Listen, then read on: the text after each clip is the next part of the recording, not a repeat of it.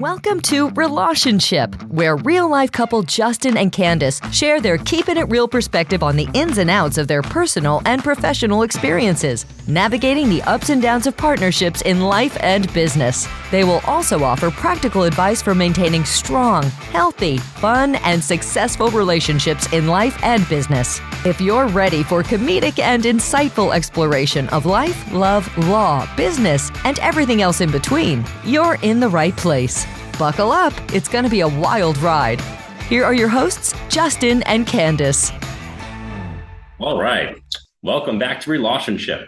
Today we have Curt Jordan, founder and chief head monkey of Kong Academy, I love it, and Elke Robshaw, co-founder and chief play officer. Together they built a successful business teaching children social and emotional skills and run thriving kids parenting to help parents raise independent kids while building a strong emotional relationship. Despite the challenges of starting a business and relationship at the same time, Curt and Elke have made it work and excited to share their story. Welcome to the show, guys. Hey, thank you for having us. Thanks for having us. Yeah. So before I start asking you guys questions, I'm very excited for this specific podcast because after I read the narrative, I was like, wow, Justin and I are currently in this very, very specific space with our son, who is 11 years old, and we are dealing with some emotional issues and anxiety with him going away to sleepaway camp this summer. So we have the opportunity for us to give you a real life situation, and you guys can kind of work into this podcast and use our son and use us as kind of not guiney pigs, but you know what I mean. You guys can kind of we'll be the case study today. We can be the case study.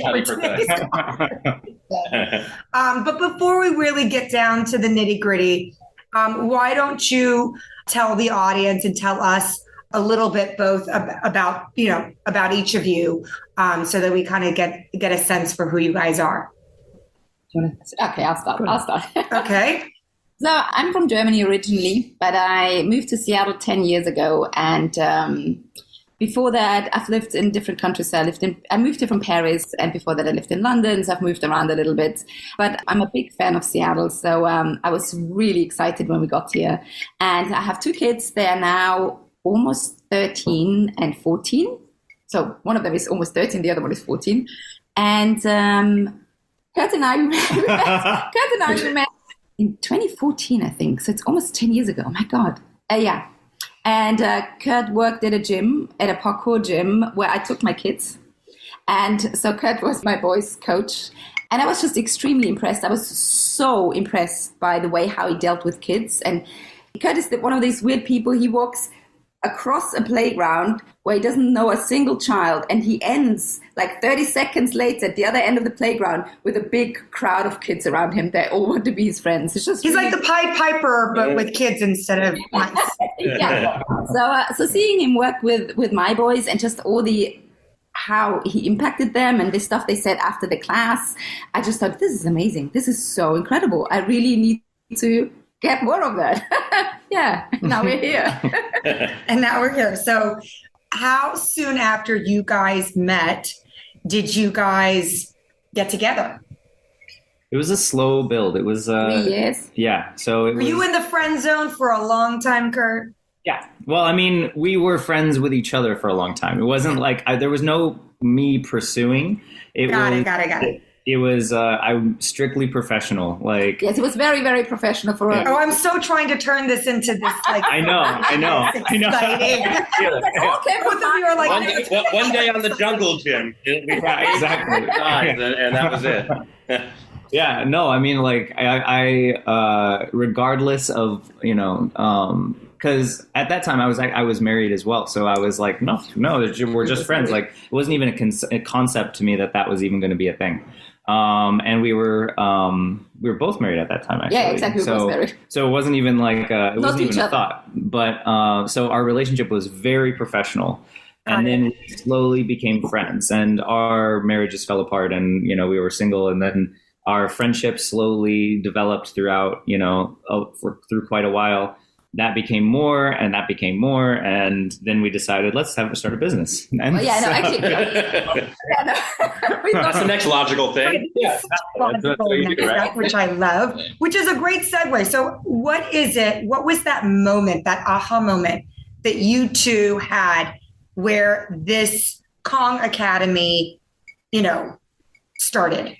So I started Kong when I was working with my friends at this gym, and albeit like I was a terrible employee, I was not somebody who should be employed. It's like my skill set is very good, which is probably why they kept me as long as they did, right? But my ability to be an employee is terrible. So I needed to start making more money. My opportunities to make money were getting lessened, but I needed to create a livelihood. And so I was like, hey, I want to do this with you guys. They were like, no. And so I was like, okay, well, I need to create more money for myself. So I started this company on the side. And then I had to make a choice whether or not I was going to continue working with my friends or if I was going to go pursue my own thing. I chose to pursue my own thing, which I was very grateful for, because then it was like months later, they lost the space and everything. So I would have probably lost my job anyway. Right. Totally fortuitous. I love that. Yeah. And very, very, very shortly after, Elke was like, I want in. I know what you do, and I want to be a part of it. And so we came to a deal where, I think you worked. Yeah, I worked a year for free. Yeah. to earn equity in the company. Yeah. And then so we became partners. And honestly, I know everybody kind of advises that you don't become partners with your partner, right? Like it's worked so far for 12 years. I'll tell you that much. Yeah. But I think it's actually really helped because, I don't think I could be with somebody that wasn't an entrepreneur and starting something because of how much time and focus and dedication it takes to make something happen. That if you're aligned and you're both pulling in the same way, you're both 100%. It's something you're doing together, right? Yeah. And at the end of the day, like the people that it doesn't work out for, and I know I'm jumping a little bit ahead because I want to go back and ask you some pointed questions with some of the stuff that you've said so far. But I think that, when I ask and people want to talk to me about running a business with your partner, I think that a lot of what gets in the way is pure ego. Because if the two of you realize what the potential is, that you don't or you shouldn't have any conflict of interest, right? So the money's all going to you. The both of you get to share in on it. So if you realize what you can do together and build something and not kind of freak out in that realistic sense, in that, when two strangers are partners and they get into business with each other, it's scary because, at some point there may be conflict where now there's this conflict of interest where it's like, well, I want this or I want that. And your, and my, ideas and interests don't align because we're strangers. We're not in the family together. We're not, married or together.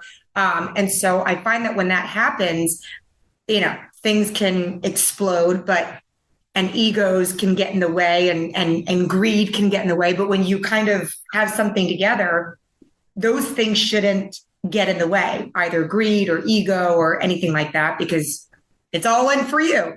It's all, Yeah, I would say another piece to that you mentioned was conflict. I think a conception that you shouldn't have it, and if you do, then there's something wrong. But that's not conflict. True. Healthy conflict is really great, right? Because it defines really your character of how you deal with the conflict. One of the things we also learned is that we don't try and do it all yourself, because we did. I mean, it's funny, like for a while, we had no conflict in our relationship. The relationship was great. As soon as we were a couple, everything was amazing. As soon as we started having a business meeting, we were at each other's throat. And it was like, Yes. It was like, why does this keep happening? And it was so conditioned that I was already expecting the conflict. As soon as I put a meeting in the calendar, I knew, oh my God, this is just going to be, So we reached out to our coach. And so the idea that you need to fix everything yourself is also, it's because it can be overwhelming when you're in a couple, you're together 24/7 and you spend a lot of time together and everything. It's very hard to have your own little thing because you share work and you share the family and you share interests and you share so much. So right. really important to be realistic and just say, hey, if there is something that we can't fix ourselves, it doesn't mean that it's broken. It just means we actually need help to get better. So that definitely helped us a lot. And to understand what the other person needs and how that person needs something. Like, so for example, I'm ready to solve problems. I'm ready to jump in now. I'm ready to just say, we'll do this, and this. Right. And as soon as I start to declare, like, we're going to do A, B, and C, I freak out. She'll freak out because she believes that is now the actual plan. So what I've needed to learn how to do is say, I have an idea and I'd like to know what you think. Right. And that one sentence makes the difference, because then I haven't learned that yet, by the way. Right. I'm like a bull in a china shop, and I'm a control freak, and I want to be like, all right, this is what we're doing. Because I'm not only good with the big picture, but I'm also good with implementation. Whereas some people are just the big thinker and somebody else has to be the implementer. So I'm just that control freak that's like, all right, this is what the plan is and we're going to do it. And here's how we're going to do it, which doesn't always go well. So I appreciate you. I love the fact that you just said that. Yeah, well, and if everybody has a different need because they have a different perspective or they have a different conditioning or whatever it is. And so for her, she just starts jumping in right away into the numbers. How am I going to make this work? Because she's the numbers lady. So she's the one that makes the trains run on time, right? But, and so for us to learn that is what the other person does or needs makes all the difference. But you have to think of it not in terms of how you think of things, which is the tricky part. So it's it's sharing and from another perspective and listening to understand it. That's something that just really makes a difference. So I don't know. That's kind of a tangent, but Yeah. No, but I love tangents because this is one of the reasons why we decided to do this podcast is there's so much information out there. And I'm always the person, whether I see a news story on TV or I'm reading something, whether it's a book or I'm maybe listening to other podcasts, everybody wants to talk in the most general sense, assuming that everybody's going to just understand all of the backstory and all of the nitty gritty and the thought process and the psychology and the feelings and and nobody ever delves into it, so I always am that person that's like, okay, well, what, when I watch a news story, I'm like, well, you missed the what, you only told me the who and the where, but you forgot all of these different things. And so it's so important for me when I talk to people about their life experiences and the lessons, people want to know the backstory. People want to know all the different nuances so that they really get it. And maybe, your story or, your thought process behind the experiences that you've gone through might actually help some people out there. But I don't want to keep going ahead because I told you I wanted to go back. So can you just, because this is something I'm super, super interested in, as I told you guys when we started that, this really, what you guys do for a living really hits home, especially for us, now. And obviously since, our child was born and able to actually communicate. So tell me a little bit about what you guys do at Kong Academy. And then I want to ask you some questions in relation to what we're going through right now with our own son. And I don't mind sharing. We're a complete open book, and maybe, our story and what we're going through right now, and if you guys are able to give, just your little tidbits might help people out there. Happy to. So tell me what you guys do at Kong Academy. Want to go for it? Okay, I'll start this. So it's, we teach kids social and emotional skills through play and movement. And the reason why we do that is because kids really, really need those social and emotional skills. And I always say it's really interesting because so many parents and obviously school, they emphasize 100%, as long as the kids get good grades and, as long as math and language arts and all these things are great, it's fantastic. And then the kid will be successful and they go to the right college and they go do all the right things that make them happy. But what we've seen is, you can be a genius in math, but if you don't have the social and emotional skills, you will never be happy. You don't have to be a genius in math, but if you have the right social and emotional skills, you will be able to develop a a happy life, a balanced life, and you will become a successful adult and parent yourself. So that's, for us, everything we do is the foundation of everything is building those social and emotional skills. And what we've seen is the way how it's been done right now is really counterproductive.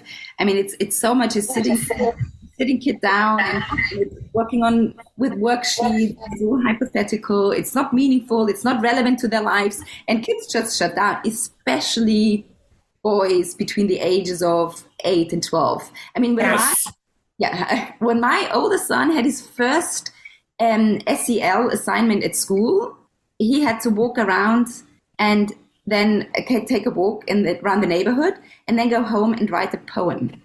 He really didn't want to write a poem. He didn't want to reflect on his feelings, and he just thought. So basically, he wrote a poem about his cat crapping in the backyard. So that was his poem. It's like, my cat takes a poo in the backyard. So that was his social and emotional assignment. And so we meaning Curt, found a way to use play and movement, because that's how kids learn. That's how mammals learn, and use something that's fun, that's meaningful, and that's relevant to teach those really important foundational skills that kids don't want to learn. I mean, no one wants to learn social and emotional skills because, But if you use something that's actually fun and active and meaningful and relevant, that's when kids learn it without realizing that they learn it. And then I'm handing over to Curt. And thank you. So taking that further, so we built our program around Castle and using their standards. And so for a long time, what I've realized, because I've been a teacher for over 20 years and for kids. And I realized during that time, like when I would either be teaching swim lessons or whatnot, and I was walking a kid to the edge of a diving board. When you walk a kid to the edge of the diving board, that's a death sentence for some kids, right? Like they're screaming. It would be for me. Yeah. And it's terrifying, right? So I'm not teaching you how to swim. I'm teaching you how to make a decision about a responsible decision for yourself. I'm telling you how to say how you feel. I'm telling you how do you act in courage and how do you make all these different decisions. But I'm just teaching you to swim, right? But I'm not. That was a distinction for me, was that through a play mode, you're giving kids an opportunity to develop an education that means so much more. And it only makes sense and is only relevant when they feel it. And so we can talk about a feeling circle and we can talk about writing a poem, but boys are just going to immediately talk about cats pooping in the backyard, right? Because it's funny and I'm going to make it fun. Well, why not just make the experience fun? So then the lesson they can learn is something meaningful, as opposed to trying to do it the other way around. I want to teach you something meaningful and then it's boring. So I'm going to have to make it fun somehow. And so we teach 3 primary components, and we teach about the self, which is self-awareness and self-development. We teach about others, how to develop positive relationship skills, meaning how are you socially aware and how do you respond and how do you act within others? So how do you develop those relationship skills? And then finally, how do you make responsible decisions? Those are the 3 buckets to how we work with kids to develop this type of education. But specifically how we do it is through different types of play. We do it through skill development play. We do it through collaborative teamwork. We do it through the opposite, where there's inner group competition play. We'll do it through rough and tumble play, where kids get to push each other and grab each other, and so they actually have to respond and talk to each other, communicate. And what's happened to a lot of kids is there's a huge denial of play because, what's perceived as safe versus unsafe. If, you'll have these playground operators saying, get down from there. You're not allowed to do that. You're going to get hurt. Kids who are starting to play rough, that's violence. And we're not going to be violent towards our friends, even though that's not. It's the exact opposite. And like Elke was sharing, this is how mammals learn, right? Like lions, for example, they'll bat each other around, but they don't have open claws. They don't have their teeth baring. They're playing with each other. Right. And that's they learn, right? And boys are not given that opportunity because they're being socialized to be, sit there, be quiet, just to do what I'm exactly as I'm instructing you to do. And so with all of these social problems that exist and what is needed, kids are not being given the opportunity to develop an actual social and emotional education, which is the only way that you really do that is through play. So do you think it's because there's been a shift a societal shift, generational shift, where you see parents being a lot more helicopter parents and engineering relationships and forcing kids to behave in a certain way, and having a lot more conversations with kids now that, at least when I was growing up, my parents were completely hands off. And so everything I experienced was through natural consequences, where I feel like in this generation now, kids don't have the ability to do that. I mean, if you see, if you take Justin, for example, my husband, he was like, I used to get into fights all the time when I was, in middle school and high school. And that's how we learned each other's boundaries. We, learned certain types of social skills. That's how we made certain friendships of ours. Whereas now, the moment there's even an email spat or a text spat between two kids, the parents get involved, and it's, oh my God, and how is it that your child is texting my child this way, and what is going on? And there's too much involvement with parents. Do you think that is an element of why we have come to where we are in this age?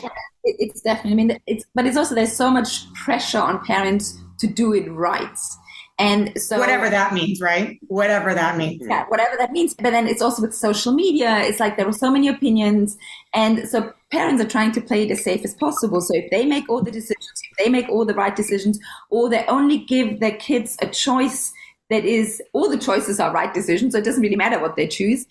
But there's so much fear for parents to do whatever, to screw up their kids. But then something else that has actually been very counterproductive is this idea of that boys and girls are the same, and there's only one right way to behave, and that's the nice way, that's the cooperative way, that's the way how you talk about problems, and then you talk about your feelings, and then you do it kind of in a nice way. And for many boys, that's just not how it works. They have so much energy and they just want to get it out. And the thing is, even though I know all of this, I know that it's important for boys. When I see my boys wrestling in the living room, I just need to go. I need to leave. I need to turn around, because and it's funny because sometimes I use the right words, but Curt told me that my voice is just very critical. Even though I'm using the right words, my voice sounds critical. So I just have to leave, because I know it's important. I know that I don't want to see it. I can't handle it. But a lot of parents, especially moms, we feel like, oh, this is wrong, this is aggressive, they're going to get hurt. They are now dealing with that with each other in a non-constructive way that we don't like, because we have different ways of dealing with that. And there are so many people, parents now, that are all they do is remove their child from the situation, rather than actually, Blake had a friend and a bunch of kids were having a pool party, two of them got into a little fight. Mother takes one of the kids away rather than forcing everybody to kind of work it out. And I see a lot of that now. It's just the parents, like, they just don't want to deal with it. Oh, that kid must be terrible, or this, that. But no, all kids, all boys, at least I know, they get into stupid arguments. And they'll be friends 2 minutes later. But I think removing them, parents that actually cause more of the issue. The moment you remove them from the equation, they can't work it out. Yeah. So, and to share more about what both of you just said is, when someone has difficulty controlling their emotions, they often try to control other people's behavior. And instead of Elke being able to control her emotions around when she sees the boys wrestling in the living room, she would try to stop the play because she feels uncomfortable, exactly. Right? If parents see kids fighting, I'm going to stop them from, if it's physical and they need to be separated till their heads cool off, that's one thing. But to remove them of the situation where they get to practice making choices of responsible decision making, that you are not going to learn how to have, you're not going to help your kid grow their independent skills if they're not given an opportunity to practice responsible decision making. And they're not going to get that opportunity unless they're allowed to make choices and practice. So you're thinking you're gonna make your choices for your kid up until when they go to college. When they go away to college, they have zero practice in being independent, and they will be completely impotent, completely safe. And what decisions are they going to make around sex, around drugs, around all of these different experiences that now are open to you that you had no practice with? You didn't have to practice saying the word no because you weren't given a choice, right? And so how are you going to allow your kids to develop that independence skill if you don't give them an opportunity to do so? 100%. I call it exposure therapy. Yeah, it's and then there's the fear of parents that you were saying. I don't even think that it's so much like the fear of parents of screwing up their kids as it is, honestly, the fear of parents having the perception that other parents think they're bad parents. Oh yes, 100%. It's the embarrassment level. I mean, that's what do they think if I let my kids? We have been there 100%. We've been there many times. So yes, that is totally a thing. No one is more critical of parents than other parents, and then you just and in order to avoid all of that, you just desperately try and keep everything as safe as possible. But what decisions are made from those parents who are feeling that embarrassment that are actually detrimental to their child, so that way they're perceived as still being good parents, right? And that's something that's like, like letting your kid walk home from school when they're 10, right? For some parents, I'm going to call the police because they're alone and it's dangerous. Even though it's safe as it's ever been, it's still perceived as being dangerous. And so then, it blows up into this big thing of, parent of I'm afraid to let my kid grow because if I do, then I'm going to be ousted, right? And so... Yeah, and one of the things is, as we just mentioned earlier, that we take everything, that we take kids away from any kind of situation that might create conflict. One of the things that's also been done, especially by schools and games and everything, nothing is allowed to be or should be competitive anymore. Everything should be cooperative. But what we do is we take away that feeling of, because no one, it's also kids are not allowed to lose anymore. But then that give them the opportunity to lose and to then manage their emotions and to be, good losers. The same for the winners. We don't give them an opportunity to win and then be good winners, to not rub it in other people's face. So kids get so little opportunity to practice those really challenging moments. The real moments. Exactly, the real moments. So that but then we expect them to just magically know all of it. And it's like, no, it doesn't work that way. And then we are really surprised if they act out in ways that are completely unexpected. Right. It's like, they never had the chance to actually practice. They never had the chance to practice to lose.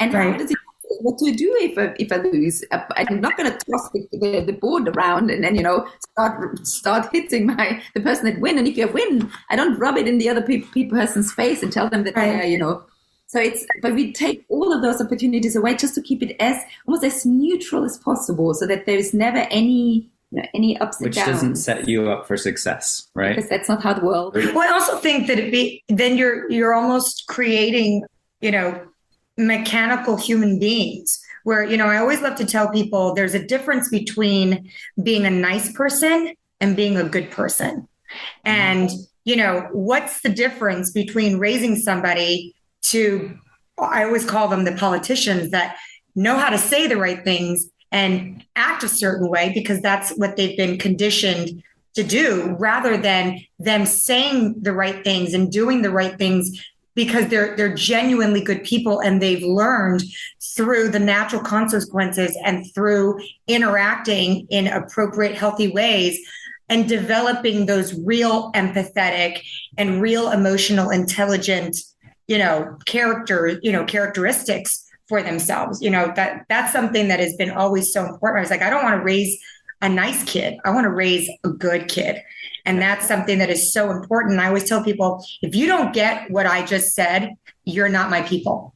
If you don't know the difference between being a nice person and a good person, you might not be my cup of tea and I might not be your cup of tea. So what you're saying, totally makes sense because I align with it from just the standpoint of how I was raised in Taiwan, so many years ago. 10 years ago, I grew up in Taiwan. I'm not giving up my age. But yeah, so it's extremely important. And I could go on, I could listen to you guys for like another 5 hours. Because this is such an important issue and it's so important, but we do have a limited amount of time. So I'm going to be selfish here.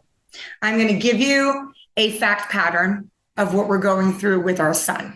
And I want you to give me some kind of a freebie. Throw something at me that you think that I will find useful and helpful. Okay.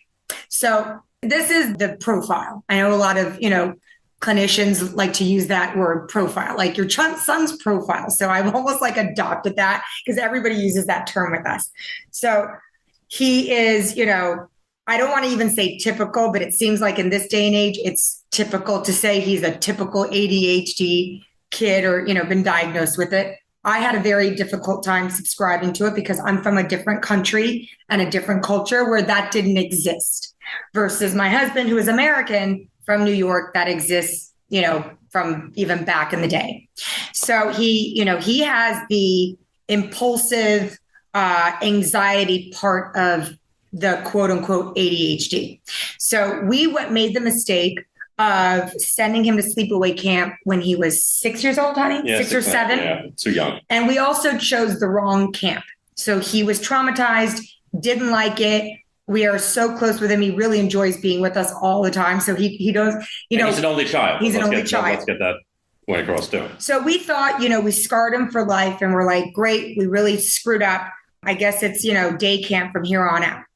So he's been going to day camp in the summer. And this past summer, he said to us on his own, without any prompting whatsoever. Because I gave up on it. He said, you know what? I think I'm aging out of day camp. I think I'm ready to go to sleepaway camp, but I want to go to the one where all of my friends are going, which happens to be a camp up in Maine.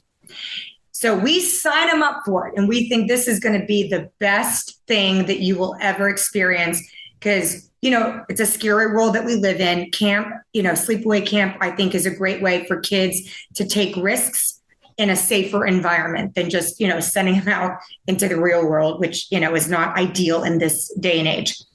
So he is super excited, gung-ho for sleepaway camp. Fast forward, starting from last week, 2 weeks ago, because he's, he has anxiety. He's been telling us, I'm having bad thoughts. I go, well, what are your bad thoughts? Don't be afraid to share with me because mommy has bad thoughts all the time. What are your bad thoughts? And he's like, and I'm thinking, oh my God, is this a bad thought of him being violent, and anything worse than that? That's what's going through my head.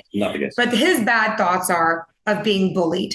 And I said, are you being bullied right now? Are you having any issues with your friends? And he goes, no. But so when I look at myself as an adult and I see the bad thoughts that are going on, it doesn't mean that, somebody's killing me or, actively killing me or endangering my life. But those are the bad thoughts. So I'm like, well, for a kid where his point of reference is so limited, his worst nightmare in the world, as are probably a lot of kids, is being bullied because that's something that is so prevalent, especially in this day and age, or it might be discussed a lot. So after asking him and ruling out that anything personal, or so we were thinking, because there could be something going on and he just doesn't feel comfortable telling us, the next issue that happened after that with all these bad thoughts was, guys, I don't think I'm ready to go to sleepaway camp. Nope, not ready to go to sleepaway camp. I'm sorry. I don't want to go. I promise you I'll read books all summer, because we make the mistake, like a lot of parents do, where we're like, wait a second. Because I talk to my kid like he's like another adult, okay? And maybe for wrong or, for good or for bad, that's the way I do it. Because for me, I don't want to indulge the child too much in his thing, because then I do believe that it becomes a thing. It's almost like this anxiety thing. I'm sure I grew up with anxiety, but my parents didn't indulge me in it. And I'm the strongest, most capable adult you will ever meet. And I just plow through everything. And I think it's also part of the ingredients to my success is my parents didn't indulge me in anything. So I just had to deal and I had to overcome everything. So I said to Blake, listen, not only did you make this choice to go to sleepaway camp, it is costing us a lot of money. We are at the point of no return where I can't get a refund. You made the choice to go to camp. You're going to go to camp. You also talked a friend of yours to sign, to have his parents sign him up for camp. So he's going for the first time because of you. You have a personal responsibility. You also have a social responsibility for somebody else that's now going because of you. And the parents have also laid out a lot of money that they may or may not, have been comfortable doing. So this is your responsibility. You're going to have a really great time. That's the end of the discussion. And every conversation subsequent to that time where he pulls his stuff, I just ignore him now. I ignore him because I don't want to make it a thing. I just keep telling him, you're going to have a great time and you don't even know it. And that's it. Stop judging this camp based upon your negative prior experience. You're going to have a great time. And that's all that I know how to say. I don't know whether I, excuse my language, fucked up my child on this particular issue or not, but I want you to tell me. Okay. So it's wrong to ignore it. Okay. And you're not going to change his mind by just trying to fill in the happy sunshine. It's going to be great. Don't worry. Because he does worry. And what is going to resist is going to persist. So here's an example. I don't want you to think about a pink elephant in the room right now, right over the computer. I don't want you to think of a pink elephant, a giant pink elephant that is, 4 times the size of your dining room table. Whatever you do, don't think of that pink elephant. Don't do it. Don't think about it. Did you ever at one point during that conversation think of a pink elephant? The entire time. Why? I told you not to. Exactly. Right. If you're not going to solve the problem by saying ignore it, right? You're going to ignore it. That's not going to work because it exists. And so unless you address the fact that it exists, then it's going to keep persisting, right?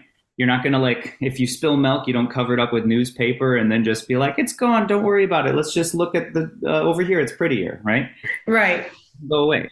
What? Because the fear exists. The fear exists because he did experience trauma for a 6 to 7-year-old for whatever reason, as in your words, right? So if that's the case and he did experience something terrifying, then you're asking him to face his fear again, right?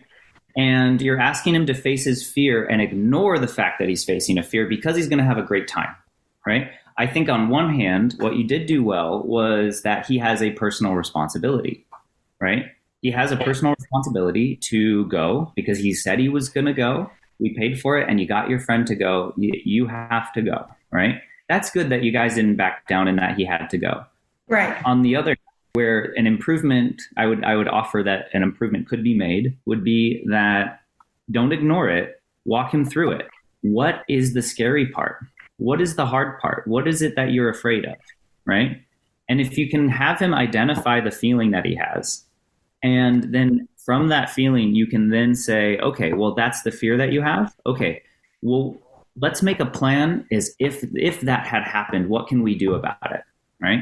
Because nothing feels fear like a plan, like an anxiety. If you're anxious about what the trip is going to be like and all that stuff, and I walk you through the itinerary and I share with you all of those things, that's Right. a lot of anxiety, right? Because Yes. you have a plan. So if the worst case scenario happens, I know what I'm going to do, and that makes it feel like I have a centered place. So that can be extremely helpful. And so the other thing I would suggest too would be two things. One is it is a fear, right? And a fear always lives greater in your imagination than it does in reality, right?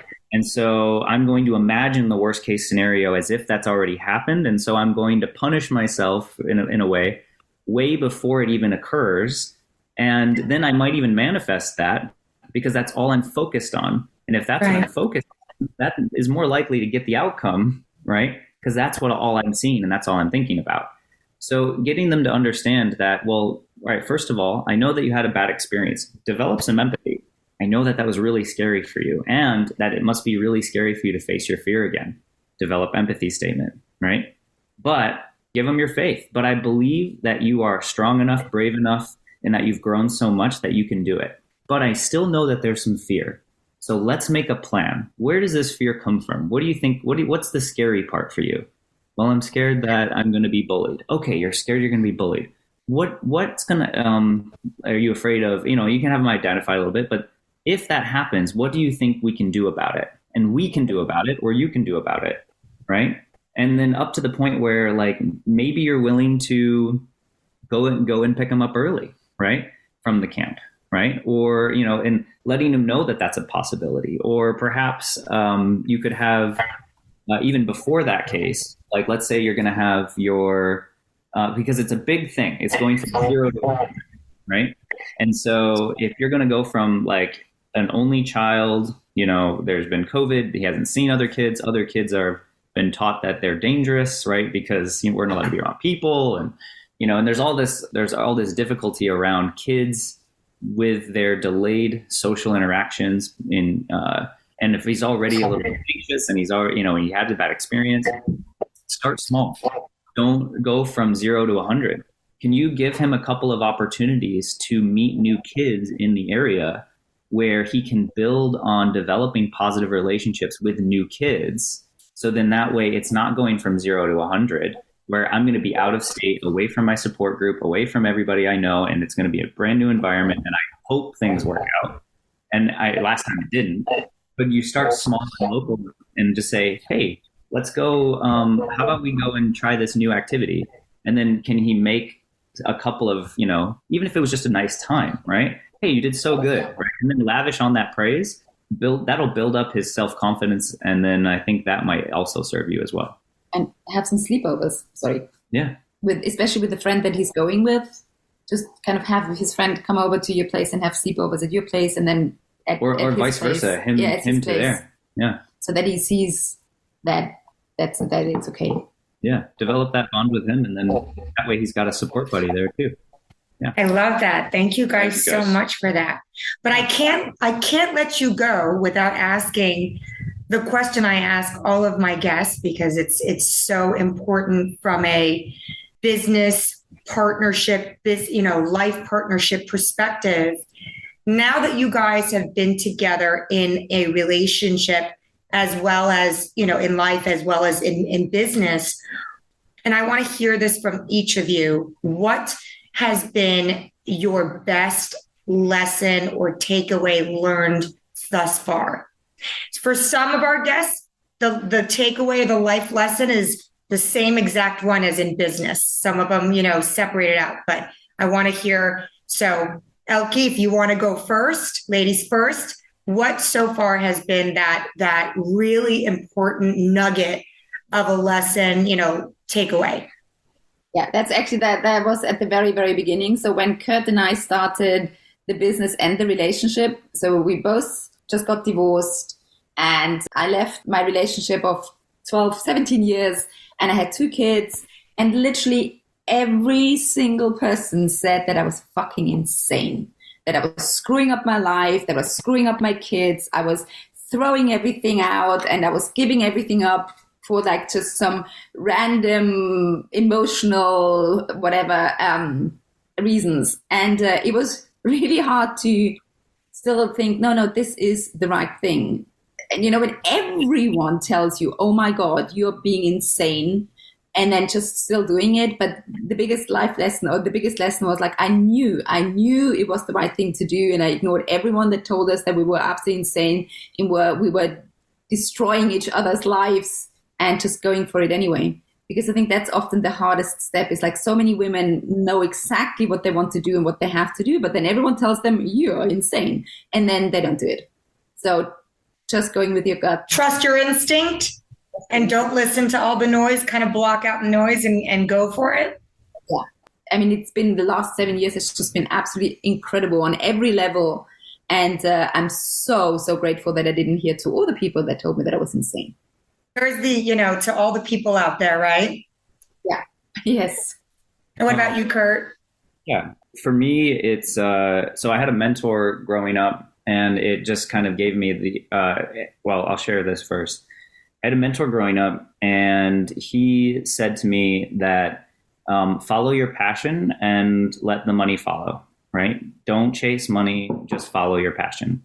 I have never followed money. I have only followed passion. And because of that, I am more successful now than I ever would have thought I would have been with something that would have been my real job, with something that would have been my, I tried to fit into, I got expelled from college more than once. I got, I tried to go through like a trade school for computer programming because it was supposed to be a lucrative career. Nothing worked. I tried to fit into the mold and it doesn't work. And so just by following my passion, that was something that brought me to this, which is something that I now believe I am living my purpose, because I believe that passion is akin to your purpose, because you don't really pick what you're passionate about. And if you follow it and cultivate it, then you have an opportunity to really develop a skill that the world needs, and you're going to enjoy it, right? And so you might as well do something that you love. And if you do that and you follow that passion and you serve your purpose to the greatest potential that you can, that's something that has brought us together, because you even shared with me recently that you were like, I feel like this is my purpose, absolutely. Right? My purpose in this world is to make sure that Curt is going to be successful. So that's just, and it's something that even just a few years ago, I would have been furious about, that my purpose is to make a guy successful, but he has the skill and the talent and the gift that so few people have and the world so badly needs. So it's my purpose to make sure that he gets the exposure and that we have the impact to make the world a better place. And behind every great man is also an incredible woman. And I have to tell you something, Curt, I have to interject for a second. I'm a super deep, I like to go deep. I can't talk about the weather. I can't talk about a lot of things because I love to go deep. And so one of the things that I and it's weird because as we're having this Zoom conversation, this podcast, what's going through my brain right now is, wow, I have very infrequently, so that's a huge compliment to you, spoken to a gentleman that is so eloquent and has such a high emotional intelligence and just gets it. And the way that you are able to break down and articulate what you believe in, what your thought is really extraordinary. I don't see it often. Maybe it's where I live. I don't know. But I have to tell you, it's not to say that Elke, you're not. It's just that for a man, I listen, in my field, I deal, and I'm not trying to be sexist, but as a lawyer, I deal with a lot of men. And men, even my husband, I'm going to lump him into it. When I talk to him, What? You don't communicate sometimes with the eloquence and the ability for Curt to express himself the way he does is really extraordinary. I have to tell you, and for him to be able to do it at this age, because sometimes with age comes wisdom, but you seem to be a younger-ish guy. And so the fact that you have the ability to communicate the way that you do is really amazing as a guy. So I have to give you props for that. Thank you very much. That's very kind. He really is. It's stunning. It's definitely one of Curt's talents and gifts he was given. Follow your passion. Follow your passion. But I love, you guys are doing something so great. I wish you guys were here in Miami. If you are able to really grow and make, Kong Academy successful, more successful than it is to where you're able to go beyond the boundaries of, your state, that would really be a gift to not only the United States, but the world. If you're able to do it right, scale it to the point where you're able to share this incredible gift with the rest of the world. That would be my hope.